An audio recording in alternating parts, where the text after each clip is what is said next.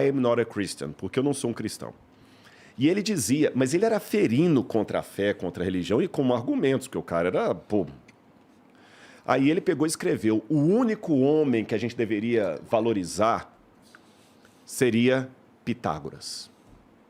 O mundo deveria reverenciar Pitágoras e não Jesus. Porque Jesus é um mito. Pitágoras deixou um legado. Agora, ao mesmo tempo que era um gênio, culto, ganhou o prêmio Nobel na área de matemática, com todo respeito, que asneira Bertrand Russell disse. Sabe por quê? Se você for checar a um especialista em história grega, nós não temos nem certeza se Pitágoras existiu. E o famoso teorema que leva o nome dele já era usado pelos gregos, pelos egípcios, séculos antes dele. Até o título Teorema de Pitágoras é um mito. Porque não existe nenhuma... E se tiver um matemático não assistindo, ele pode falar se eu estou falando bobagem ou não. Não existe nenhuma confirmação arqueológica, histórica, que Pitágoras sistematizou o famoso Teorema de Pitágoras. E os egípcios já usavam na sua engenharia antes, na sua engenharia e tudo mais. E até hoje eu não vejo nenhum matemático ateu pedindo desculpas por falar do Teorema de Pitágoras. E até se Pitágoras existiu, se ele existiu, eu acredito que ele existiu, o máximo que a gente sabe é que talvez ele foi um cara mais místico do que um matemático. Agora, Jesus, eu tenho comprovação da existência de Jesus em Flávio Josefo, Tácito, Suetônio, só para citar alguns. O que são isso? O que são essas coisas que você citou? Tácito e Suetônio, por exemplo, são autores romanos que confirmam a existência de Jesus de Nazaré.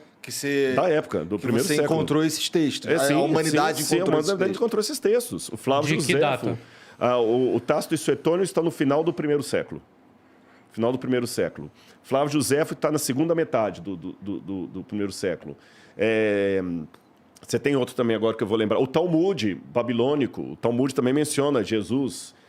Então, nós temos mais evidências históricas sobre Jesus do que sobre Pitágoras. Aí vem o camarada lá, genial, Bertrand Russell, e fala, Jesus era um mito, Pitágoras que era histórico. Desculpa, aí do ponto de vista histórico, ele que está sendo crédulo. Aí eu não tenho fé suficiente para ser um ateu. Você entendeu? Nesse sentido, eu não tenho. Aí o pessoal, o que acontece? O problema é que o pessoal, às vezes, coloca a Bíblia como sendo uma coisa ridicularizada, é coisa besteira, é só crente. Eles pensam sempre no crente como aquele gado. Não é, gente. E vou mais além. Vou comparar Jesus com Alexandre o Grande. Eu, particularmente, acredito que o Evangelho de Marcos foi composto por volta do ano 50. Eu tenho evidências da papirologia, não vou destrinchá-las aqui por questão de tempo, mas mesmo aqueles que colocam os evangelhos todos depois do ano 70, eu coloco como sendo anterior ao ano 50, 60. Mas mesmo aqueles que colocam os evangelhos depois do ano 70, os evangelhos estão distantes de Jesus 30 anos. Só que a biografia de Alexandre, mais antiga, está distante dele 300 anos. E dessa biografia de Alexandre, que está distante dele 300 anos, a cópia mais antiga que eu tenho está mais 300 anos na frente. Então, eu tenho que supor que essa cópia de 300 anos depois esteja fiel a última coisa que vocês ouviram e torcer para isso ser fiel à vida dele. Exatamente. Agora, os evangelhos estão distantes de Jesus apenas algumas décadas. E você pega o fragmento do Evangelho de João, o papiro, o P52, se eu não me engano, que é nossa, fugiu agora. Daqui a pouco eu vou lembrar. É um texto de João, do Evangelho de João, que data aproximadamente do ano 130. Ele está distante do original de João apenas uns 30 anos. Olha a diferença. Nossa, a gente fugiu agora. O nome do papel é o P... a gente tem um nome, acho que é o P52, se não me engano. A gente data, coloca o Johns Highlands, o nome vulgar dele é Johns Highlands, porque ele está na biblioteca de Johns Highlands, mas ele tem o número técnico dele. Aí você pega... Vou dar um último exemplo para vocês aqui. Eu estou contando tudo isso porque a galera que está assistindo não imagina que o lado da crença tem todo esse academicismo que estou apresentando. Eu não imaginava. Vou pegar dos livros antigos da humanidade, o único livro mais bem documentado em termos de cópia é a Ilíada de Homero. Esse tem muitas cópias. Tem umas 1000... Estou falando cópias antes da invenção da escrita, tá? Da imprensa, de Gutenberg. Nós temos umas 1.400 cópias da Ilíada de Homero. Fora a Ilíada de Homero, quando eu pego, por exemplo, as Guerras Gaulesas de Júlio César, eu tenho 6 cópias. Quando você pega a Ética Nicômaco de Aristóteles, você tem talvez umas 12 cópias. Quando você pega a Tetralogia, você tem umas 5, 6 cópias. Uma disparidade absurda. Aí, quando eu pego só o Novo Testamento grego, eu tenho mais de 5.800 cópias. Só o Novo Testamento em grego. Não estou contando as cópias em hebraico. Quando tu fala Novo Testamento, é todo o Novo Testamento? Todo o Novo Testamento. Eu tenho mais de 5.800. É possível que não tenha se deturbado alguma coisa aí. Não, pelo contrário.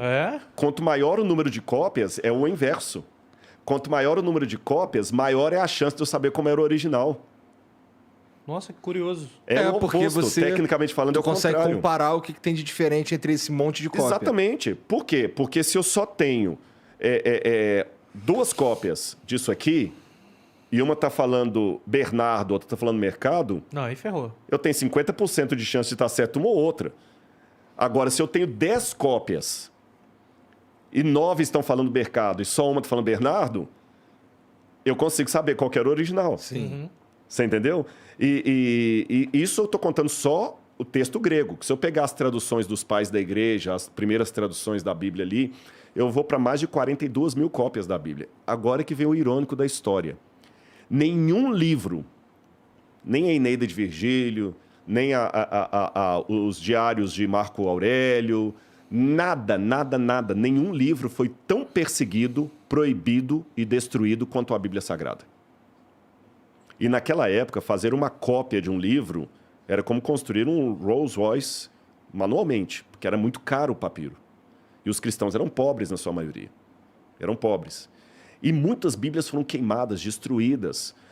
Na época de Diocleciano, por exemplo, ele mandou queimar todas as Bíblias. E mesmo quando o catolicismo teve a sua hegemonia na Europa, havia um cânon, por exemplo, eu vou lembrar qual é o nome do Papa aqui, que ele proibia os cristãos de terem Bíblias. E Bíblias eram queimadas a rodo. Nenhum livro foi tão queimado. Agora, olha o contraste da história. A Bíblia foi o livro mais queimado, mais destruído, mais proscrito, mais proibido, e é o livro que deixou a maior quantidade de cópias manuscritas. Os livros que não eram proibidos não foram tão bem preservados. Mas isso se dá à importância da Bíblia. A Bíblia, o poder da palavra está ali. Exatamente. Tipo, até o filme O Livro de Eli retrata muito bem isso. O Livro de Eli. Que, cara, com a Bíblia, você pode mudar o mundo. Com a Bíblia, você pode fazer um bem absurdo, mas também pode fazer um mal absurdo com a Bíblia. Assim como é feito um mal com a Bíblia. A gente sabe disso. Tem pessoas que usam a Bíblia para ganho próprio e entre outras coisas. Então, desde a criação da Bíblia, eu acredito que a Bíblia foi perseguida por causa disso. Era um livro perigoso. Era um livro muito perigoso. Que eu pergunto aos meus colegas que não aceitam, que não acreditam na fé. Se a Bíblia é um livro tão ridículo como muitos colocam, e tem pontos complicados na Bíblia, vocês sabem que tem, por que ela foi tão ameaçadora? Cara, você chegar e falar que a Bíblia não é um livro ridículo, você não sabe o que é a Bíblia, você não leu. Eu não estou dizendo que li a Bíblia, eu li passagens da Bíblia, li contos, vamos dizer assim, alguns livros. E, cara, dá pra... Se você tem um mínimo de interpretação ali, você vai sentir que é um livro que toca. Tipo, nos cultos, as palavras usadas pela Bíblia são aquelas que emocionam, são aquelas que curam por dentro. E transformam. Tipo, o poder da palavra na Bíblia... E olha que eu não sou cristão, não sou crente, mas eu consigo reconhecer isso. Tipo, é um absurdo. Então, dá para perceber o porquê que a Bíblia foi tão perseguida. Porque, com certeza, tipo, em uma pequena civilização que é ignorante, que não tem um conhecimento, se você chega com uma Bíblia debaixo do braço e começa a pregar, brother... Eu sei que alguns agora podem estar ouvindo você perguntando assim, tá, mas e aqueles missionários que foram lá e acabaram com a cultura local e tudo mais? Deixa eu responder 2 coisas. Tem um camarada chamado Kata Ragoso, ele já morreu. E ele era da Papua Nova Guiné. E ele se converteu para a Bíblia. E aí, quando ele se converteu, ele passou a usar a roupa dos missionários, só que ele usava saia e ficava de pé no chão. Um cabelo desse tamanho. Aí um desses antropólogos, assim, é ridículo, os missionários acabaram com sua cultura. Ele falou, acabaram? Ele ouvindo assim, calmamente, acabaram com sua cultura. Aí o Catarragoso, coloca na internet, vai aparecer até a foto do Catarragoso, não sei se tem como colocar aí. O problema é digitar isso. Não, Cata com K, Cata e Ragoso, não sei se é Ragoso com S ou com Z, vai aparecer a foto dele aí, no Google. Cata, Ragoso, são duas palavras, né? Cata, Ragoso. Aí ele pegou e falou com o antropólogo, esse aqui, ó, tá ali na frente ali com... Tem várias fotos dele, ali na primeira ali, ele tá com materiais da tribo dele aqui na mão, lá. Aqui, olha aqui, ó. Ele mais jovem. A foto do meio aqui, olha lá. Essa aí. Essa é legal porque mostra ele lá de pé no chão e sai. Ele se tornou um pastor adventista, inclusive. Olha como é que ele pregava, com a saia e tudo, mantendo os instrumentos ainda. Ele era filho, inclusive, do chefe da tribo lá. E aí o cara ridicularizando, esses missionários que acabam com a cultura, ele falou assim, olha, que bom que eles acabaram com a cultura, senão eu estaria comendo você agora e encolhendo a sua cabeça.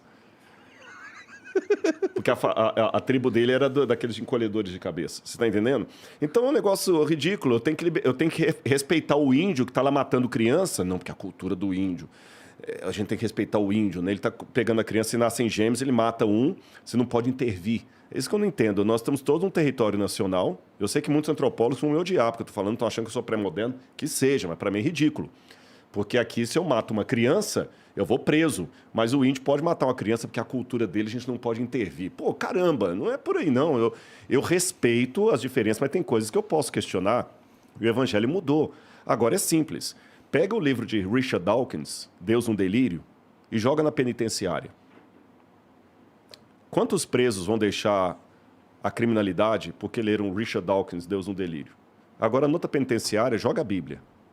Você vai ter uma igreja funcionando lá dentro e com muito cara que você vai poder chamar aqui, pode deixar qualquer objeto que não rouba mais nada. O cara que antes era um traficante, um ladrão, um líder de gangue. A Bíblia, é o que você falou, a Bíblia tem um poder de transformar. Uma vez que eu falei isso, um ateu falou, mas o livro de Richard Dawkins não foi escrito com esse objetivo. Eu falei, então com que objetivo ele foi escrito? Se não é para transformar vidas. A Bíblia tem algo e um erro que muita gente pensa é que fala o seguinte, a Bíblia é um instrumento de opressão, de domínio, de manipulação. Hoje pode ser. Se você aplicar para hoje, século 20 e 21, eu admito, sem medo de ser feliz, que muita gente usa a Bíblia como instrumento de doutrinação, de manipulação das massas. Mas isso é século 20 e 21. Do século 19 para trás, não existia isso. Ah, mas na Idade Média muita gente matou em nome de Deus, em nome da Bíblia. Não, foi o contrário. As pessoas praticaram a barbárie que praticaram na Idade Média porque a Bíblia era proibida. A igreja não deixava as pessoas lerem a Bíblia. Ela era proibida. A Bíblia ficava trancada dentro dos monastérios. O pessoal só ouvia o que os padres mandavam. Quando alguns homens começaram a ter contato com a Bíblia e ler, sabe o que eles criaram? A ciência moderna. Galileu Galilei, Copérnico, Da Vinci. Então por que essa história? Tem algum... Caralho. Olha só que louco, né? Mas eu te pergunto, tem alguma Bíblia hoje onde ela é ilustrada e documentada? Por exemplo, você é um estudante onde procura realmente, nas suas expedições, provas para aquilo que existiu, correto? Existe hoje, assim... A Bíblia com provas? Tipo... Tem. É um livro que eu gostaria muito de conhecer, porque, tipo, vai que numa passagem da Bíblia, tipo, tem um documento arqueólogo que prova que aquilo aconteceu, ou que prova que a Babilônia existiu. Sim, eu tô tentando jogar isso para as pessoas. Eu tô até produzindo uma Bíblia anotada por uma editora, mas vai demorar uns anos para sair. Não, vai sair um negócio desse tamanho. Vai. E tem algumas condicionais e tudo mais. Mas eu vou até fazer uma coisa. Eu vou dar de presente para vocês aqui e para a galera aqui. Eu vou dar um link do meu curso para vocês de presente. Boa. Você pode assistir lá. É uma vez por semana, tem aula lá.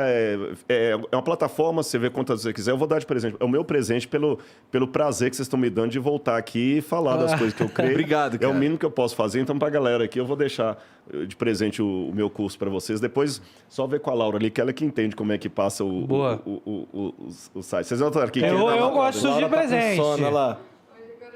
Ela já tá para lá de Bagdá, 2 coqueiros, viu? Bom, tem mensagem aí, né, Lucas? Deixa eu pegar aqui, vou ler umas mensagens pra gente. Nossa, já são... Nem viu o tempo meia-noite passando. quase, passa cara. rápido aqui. Eu tenho uma crítica hoje, a segunda vez que eu vou falar isso pra ele. Pô, essa mesa é muito grande, brother. A outra era menor, a impressão A minha. outra era mais menor. aconchegante. Mas sabe qual que é a pira? Porque eu quero pegar aquela coxinha ali, eu não consigo. Toma, cara. É que a TV é muito grande e aí precisa compor. Quer coxinha doce? Não, Graci, eu vou ao banheiro, que doce. agora Fica à tudo vontade, que entra fica à tem que vontade. sair. Vai falando aí do Jeff Coxinhas, ó. Tá. Não, o Jeff Coxinha eu já falei demais já. Ah, mas você tem que vender, você não quer vender mais? Então...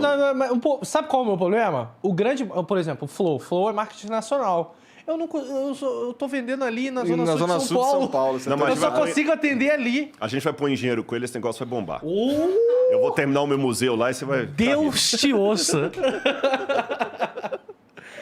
Pô, mas esse lance das coxinhas aí mesmo, tal, tu falou que tá mudando receita, tá mudando tudo isso daí. O que te motivou a mexer na receita da parada? Funcionário. Problema com funcionário. Tu É acredita? mesmo? Sério, cara. É aquilo. Empreender realmente tá um negócio... Porque o que acontece? Eu não vou dizer que eu cometi uma burrice, mas foi uma burrice de sair atirando pra tudo quanto é lado. Como assim? Brother, eu tenho uma coxinharia, eu tenho uma empresa de robótica, eu tenho minha produtora. Tem um bagulho de jogo. Eu tenho um estúdio de games, eu tenho um comparador de preço. E aí, brother, onde é que você foi parar? Então, tipo, tá difícil uma pessoa só cuidar dessa porra toda. E o lance aqui, eu me meti num negócio que eu não entendo. Mas eu tenho o meu operacional que entende. E é o que tá me tranquilizando. E você ter... Cara, tipo, você tá empreendendo, você tem seus funcionários. Mas, cara, mexer com a alimentícia é outra vibe, velho. Tem muita encheção de saco, Porra! esse que é o problema? E outra, são funcionários assim, tipo, o que aconteceu é que, sendo franco mesmo, o operacional me chamou, que são meus sócios, e falou, mano, a gente tá com um problema. A gente tá tendo prejuízo. E a gente vai ter que mandar a gente embora. E o nosso... O que acontece? Chegou os 3 meses, os caras começaram a cagar no pau. Entregar coxinha azeda. Eita. Eu falei, eita, que o cara queria ser mandado embora. Entendeu? Esse é o problema, às vezes, de você empreender aqui no Brasil. O CLT dá margem pra isso. O cara te sacaneia, né? Te sacaneia. E, tipo, o lance de ter entrado no prejuízo não foi porque eu tive vendas ruins. Não é isso. Foi o fato de eu ter que tirar dinheiro do bolso pra mandar o cara embora. Entendeu? Então, tipo, a empresa tem 3 meses e eu tô mandando as pessoas embora, eu tenho um custo com isso. Mas aí a gente reformulou tudo, deixou a equipe mais enxuta e falou, mano, vamos prezar agora na qualidade. Mas assim, o marketing do Jeff Coxinhas é um negócio que explodiu. Cara, gente da Bahia quer, gente do Distrito Federal quer, Minas quer, mas eu só consigo atender um pedaço da Zona Sul de São Paulo. O cara ali da Moca não consegue pedir. Isso que tá me ferrando, velho. Porque eu quero atender o cara da Moca, eu quero atender o cara da Zona Norte, eu quero atender aqui o Ipiranga. Mano, eu quero atender tudo quanto é lugar e não consigo. Precisa do investidor, cara. Preciso. Quem sabe alguém não tá ouvindo a gente? Não, é sério, porque, cara, o produto tem um marketing maneiro. Tipo, eu vou começar a vender agora boné e camisa. Cara, tá todo mundo, não, se botar, vende. Eu tenho quase certeza que se botar no Mercado Livre, tipo, 200 boné do Jeff Coxinha, vai vender em um dia, velho. Que a galera quer, a galera gostou da marca. Só que o meu problema todo é esse, eu não consigo escalar ela, eu não tô conseguindo escalar. E eu tô a passinho de formiga. Entendi. Bom, cara, boa sorte. Espero que você consiga. Não! Mas vai dar bom. Pra você ter ideia, um dos meus sócios é o Nelsinho Piquet, o piloto de corrida. Sim. Olha, Ele é meu sócio que nesse doideira, né? empreendimento. já pensou? Já Que pensou? doideira, né? Doideira. Entrega mesmo. rapidão, mané. Pô, eu falei, pô, Nelson, tá correndo na Stock Car, vamos botar o logo lá no carro, pô. Pra dar uma presença, pra ver se alguém chega, quer investir. Ele, não é assim não, pô, vamos dar um jeito, brother. Imagina o carro da Stock Car vindo a milhão, o logão, a cabeça do Jeff Coxinhas, viu? Não é maneiro? Esse bitelo de nariz Essa aí. bitela de nariz aí. Vamos lá. Bom, o Will Deschepper mandou.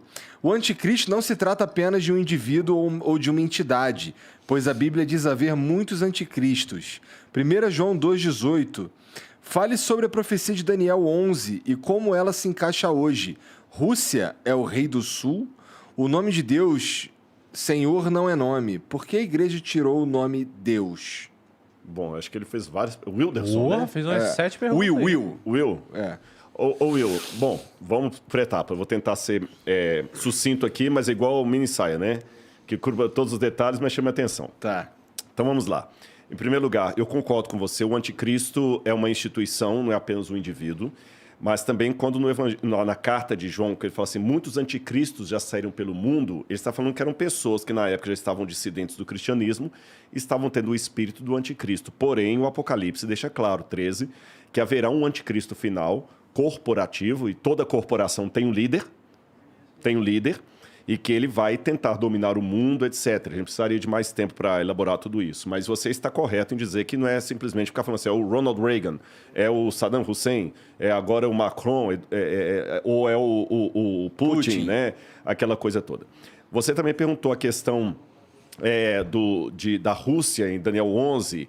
Realmente há muitos que dizem que poderia ter a Rússia ali também no livro de Ezequiel, quando fala de Gog e Magog.